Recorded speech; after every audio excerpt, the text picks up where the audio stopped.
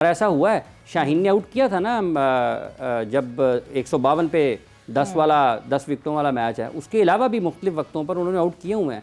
रिजवान और बाबर ने मुख्तलिफ वक्तों पर रन्स भी किए हुए हैं, ठीक है। अबरार ने, हारिस ने विकेट, जैसे अभी शाहिद साहब बता रहे थे ऑस्ट्रेलिया की हारिस रऊफ़ की कारकर्दगी का, तो उन्होंने पढ़ी हुई हैं पाकिस्तान ने।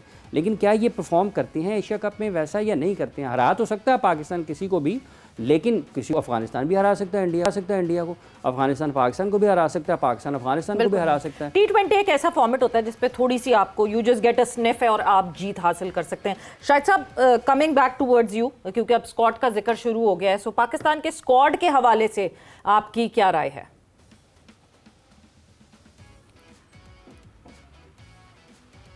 जी शाहिद साहब, आप हमें सुन सकते हैं? सीरीज में खिलाकर हमने चेक किया, उन्होंने 3 मैचों में 7 आउट। आवाज आ रही है आपको? जी जी जी जी जी, आवाज आ रही है? जी आवाज आ रही? सलमान मिर्जा को वापस आए। सलमान मिर्जा, शाहीन शाह अफरीदी, हारिस रऊफ, सुफियान मुकीम, अबरार, अच्छा बॉलिंग अटैक है। पाकिस्तान की बैटिंग जो है ना, वो मशकूक रहती है कि हम एक दिन 200 भी चेस कर लेते हैं कम से कम ओवर में, और एक दिन हम 92 पे भी वाइट बॉल में आउट हो जाते हैं पूरे 50 ओवर्स की क्रिकेट में। तो बैटिंग हमारी हमेशा मशकूक रही है। अगर हमारी बैटिंग अच्छा करेगी तो मेरे हिसाब से बॉलिंग बहुत अच्छी है। और ये 2 टूर्नामेंट, ये ट्राई सीरीज, एशिया कप, ये डिफाइनिंग मोमेंट होंगे पाकिस्तान की क्रिकेट के लिए। या तो ऊपर जाएगी या अगर नीचे आएगी तो फिर सबके ऊपर प्रेशर पड़ेगा। माइक हैसन के ऊपर भी प्रेशर पड़ेगा और क्रिकेट बोर्ड के ऊपर भी प्रेशर।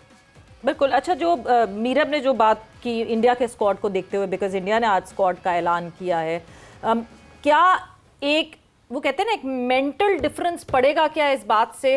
बिकॉज हम हमेशा आने वाले वक्तों में, पिछले वक्तों में ये देखते रहे हैं कि T20 में एक विराट कोहली हमारे गले पड़ जाते थे। सो विराट और Rohit not being now and facing Pakistan, क्या फर्क पड़ेगा उस चीज से?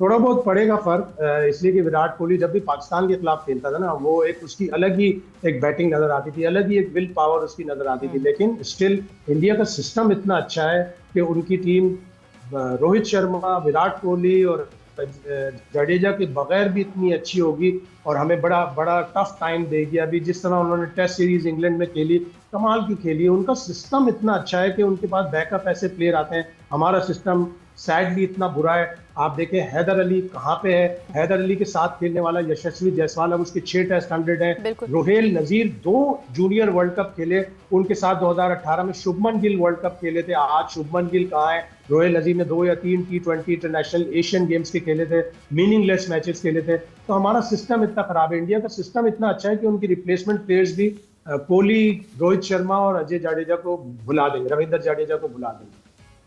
बिल्कुल सही। हाफिज साहब, व्हाट इज योर टेक? फ़र्क है ना, जो अभी रोहेल नज़ीर का और 2-3 मिसालें दी हैं, तो ये किसकी वजह से हैं? निज़ाम की वजह से हैं। निज़ाम की वजह से। तो ये निज़ाम की मैं बात कर रहा हूँ। मेरा तो असल मुद्दा पाकिस्तान क्रिकेट बोर्ड है और वहाँ पर बैठे लोग हैं। अगर वो ठीक होंगे, वो फ़िक्री तामीर होगी, उनमें समझ बूझ, शऊर और वो होगा जिसकी बैनुल-अक़वामी सतह पर आपको दुनिया का मुकाबला करने की ज़रूरत है। तो ये जो वो टैलेंट पाकिस्तान का बिखरा पड़ा है मुल्क के तूलो अर्ज़ में, आप उसको सामने ला सकते हैं। कोई ये क्यों नहीं बताता कि इनकी कारकर्दगी का मयार क्यों ख़राब हुआ है, क्यों नीचे आए हैं ना? शाहीना अफरीदी पाकिस्तान की तरफ से तीनों फॉर्मेट जो हैं उनमें 100 विकेटें लेने वाले पाकिस्तान के अकलौते बॉलर हैं, ठीक है। अभी ये जुल्म ये है कि जो फर्स्ट क्लास में परफॉर्म करता है उसको हम निकाल देते हैं। उसकी मिसाल हुरैरा है, मीर हमज़ा हैं और सऊद शकील की कैटेगरी देखकर और शान मसूद की कैटेगरी देखकर आप कह सकते हैं। और जो पाकिस्तान टीम में होते हैं उनको कहते हैं जाओ जाके फर्स्ट क्लास खेलो। तो जो नीचे खेल रहा है उसको तो आप शामिल नहीं करते हैं, और जो ऊपर है उसको कहते हैं नीचे चले जाओ। तो किसी को समझाएं तो सही।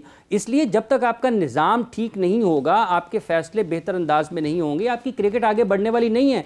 ये मानी नहीं रखता कि बाबर आजम खेल रहा है या नहीं खेल रहा है, रिजवान खेल रहा है या नहीं खेल रहा है। पाकिस्तान ने इनसे बहुत बड़े बड़े क्रिकेटर्स देखे हुए हैं, इनसे बहुत बड़े बड़े क्रिकेटर्स देखे हुए हैं। एक बड़े बड़े क्रिकेटर्स ड्रॉप भी हुए हैं, वकार यूनुस, सकलैन मुश्ताक, ये लोग भी ड्रॉप हुए। देखें, राशिद लतीफ और मोइन खान का जो आपस में एक दूसरे के साथ पेशा वाराना रकाबत थी ना, आप उसको देखें।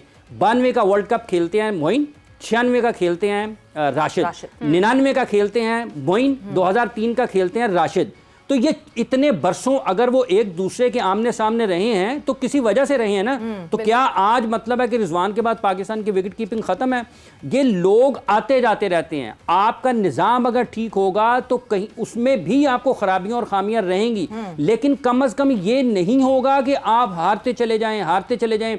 अच्छा भला खिलाड़ी सिस्टम में आता है, पाकिस्तान टीम के कोचिंग स्टाफ के पास आता है, और जब वो जाता है तो वो खुद भी परेशान हो रहा होता है कि मैं जब यहां पर आया था तो क्या था, जब मैं यहां से निकल रहा हूं तो क्या हूं। ठीक है, खिलाड़ी आप बदली जा रहे हैं, कभी किसी को ला रहे हैं, कभी किसी को बाहर कर रहे हैं, लेकिन जो असल को निकालें तो सही ना कि यार ये कौन है जिसकी वजह से इतनी तबाही हो रही है, कोई देखे तो सही जाके। इसलिए जब तक आपका निज़ाम ठीक नहीं होगा उस वक्त तक आपका मामला ठीक हो नहीं सकते हैं, और उसके लिए आपको अपनी सोच को बुलंद करने की ज़रूरत है। ये पाकिस्तान की टीम 9वें नंबर पर है और पूरे मुल्क में शोर है जी, रिजवान को निकाल के अच्छा कर दिया है, वो बाबर वापस आ रहा है, एशिया कप में खेलेगा या नहीं खेलेगा।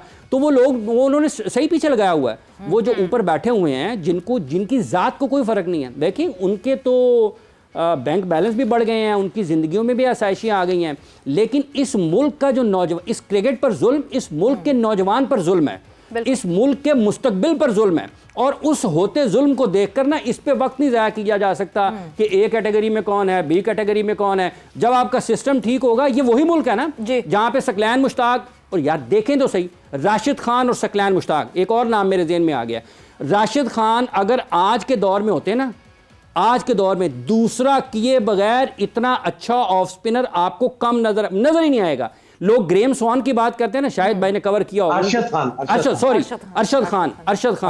अरशद खान, उसके बगैर उनको देखें, उनकी बॉलिंग देखें। ठीक है, इसी मुल्क में एक ही वक्त में एक तरह के कई खिलाड़ी मौजूद होते थे जो किसी भी वक्त पाकिस्तान की टीम में आ सकते थे। तो कुछ ना कुछ तो उस वक्त ठीक था ना, उनको जगह नहीं मिलती थी क्योंकि इतने अच्छे खिलाड़ी इटसेल्फ टीम में होते थे। बट फिर शायद भाई बस यहाँ पे हम वाइंड अप करेंगे इस डिस्कशन को, बट उससे पहले एक चीज बहुत इंपॉर्टेंट हाफिज ने यहाँ पे जो बात की है कि अगर मोहम्मद रिजवान विकेट कीपर हैं तो कोई और विकेट कीपर पैरेलली नहीं हो सकता। एक बात बार बार की जाती है बाबर आजम और मोहम्मद रिजवान की कैप्टनसी के टेन्योर में कि इन्होंने प्लेयर्स बनने नहीं दिए वो प्लेयर्स जो इनकी स्टेबिलिटी को चैलेंज कर सकते थे। तो इसमें इनके अलावा इसका मतलब ये कि पूरा बोर्ड शामिल हो गया था, पूरा निज़ाम चलाने वालों का कसूर है। कोचेस भी हैं उसमें सिलेक्शन कमेटी भी है, उसमें हमारे जो कप्तान हैं उनके भी सारे कसूर है कि उन्होंने अपनी अथॉरिटी को चैलेंज ही नहीं होने दिया। आप बताएं ना, किससे पहले बाबर आजम को किसने कहा होगा कि तुम्हारा स्ट्राइक रेट नहीं है, तुम स्पिन पे हल्के जा रहे हो? किसी ने नहीं कहा। ये कोच है। और अब मुझे लग रहा है जिस तरह उसने इतने बोल्ड डिसीजन लिए, और अपनी उसने जब न्यूजीलैंड में कोच बना था उस वक्त भी उसने बड़े डिफिकल्ट डिसीजन लिए थे। तो टीम अच्छी होनी चाहिए, हमें अपने निज़ाम से और मजीद बाबर आजम पैदा करने चाहिए और मजीद रिजवान पैदा करने चाहिए, और जो मौजूदा बाबर आजम और जो मोहम्मद रिजवान है उनको भी जाकर डोमेस्टिक क्रिकेट में मुख्तलिफ कंपटीशन में अपने आप को इम्प्रूव करना चाहिए। अच्छे प्लेयर हैं, अगर वो अपने आप को इम्प्रूव करेंगे, Babar Azam should come as a stronger player than before, जिस तरह उसके ऊपर बातें हुई हैं। लेकिन उसको कोई मसला है, कोई प्रॉब्लम सता रही है। विराट कोहली को किसने निकाला उसके रट से, जो 3 साल उसने सेंचुरी नहीं बनाई? MS धोनी ने निकाला, और उसकी बीवी ने उसको निकाला, उसने जिससे शादी की थी अनुष्का शर्मा ने। तो बाबर आजम को भी अब मशवरा है कि अच्छी सी लड़की से शादी करें, वो उनको सेल्फ कॉन्फिडेंस देगी, वो उनको उनकी कॉन्फिडेंस में बनेगी और उनको आगे लेके जाएगी। तो मुझे उम्मीद है कि ये जो ट्राई सीरीज और एशिया कप है, इससे पाकिस्तान की कम से कम T20 टीम का टर्न अराउंड आएगा। शायद साहब आपने ना जब हसन कोचिंग माओ वाले मशवरा दे दिया है कि मेरा लड़का सुधर नहीं रहा, उसकी शादी करा दो तो सुधर जाएगा, वो बिगड़ा हुआ है तो शादी करा दो। तो ये तो वो वाली बात है। बट सवेरा आप भी मिसेज हो, आप भी कॉन्फिडेंस देती होगी अपने मियाँ को, हाफिज की मिसेज भी देती होगी। मेरी मिसेज तो मेरा सबसे बड़ा कॉन्फिडेंस है। जब आप किसी रट में होते हो, जब आप किसी प्रॉब्लम में होते हो, तो आपको एक ऐसा इंडिविजुअल अपना कंपेनियन चाहिए होता है जो आपको उस रट से, उस मुश्किल फेज से निकाले। यकीनन निकालेगा, और यकीनन हमें स्ट्रॉन्गर बाबर आजम मिलेगा। मुझे उम्मीद है इन दोनों टूर्नामेंट से कि यकीनन इसमें शायद साहब उनके वालिद हैं उनको कॉन्फिडेंस देने के लिए। एक कंपेनियन ज्यादा अच्छा जरूरी होता है, वो वाइफ। शाहिद साहब थैंक यू, बहुत बहुत शुक्रिया।